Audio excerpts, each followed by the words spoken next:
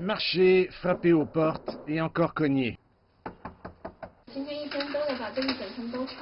Nous devons frapper à chaque porte de tout ce bâtiment. Hier, les jointures de mon collègue étaient rouges et enflées.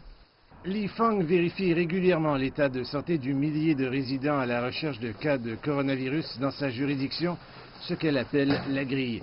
Cette communauté de 5000 habitants est répartie sur 6 zones résidentielles.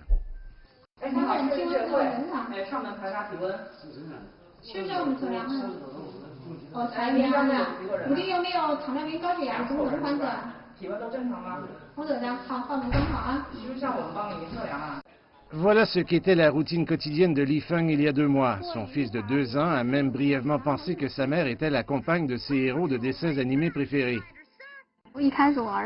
Mon fils pensait que je travaillais pour la patrouille BAW. Puis son père lui a dit que la situation était assez grave. Il a commencé à s'inquiéter pour moi, a même eu des cauchemars, criant « Maman à l'hôpital ». Il pensait que j'étais malade.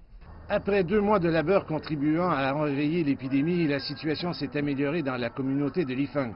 Elle poursuit désormais son travail avec une nouvelle priorité. Aujourd'hui, nous allons superviser les entreprises qui reprennent leurs activités et guider leur travail de prévention des épidémies. Notre premier arrêt est l'Orxiangji. L'activité des entreprises de Wuhan revient progressivement à la normale, tout comme la vie de Li Feng. De plus, tout le monde était épuisé en raison du peu de temps pour se reposer ou récupérer. Mais maintenant, ça va mieux physiquement et mentalement. De nombreux résidents qui étaient auparavant malades se sont rétablis et ont quitté l'hôpital. Maintenant, ils sont confinés chez eux en quarantaine. La ville se remet ainsi que les patients.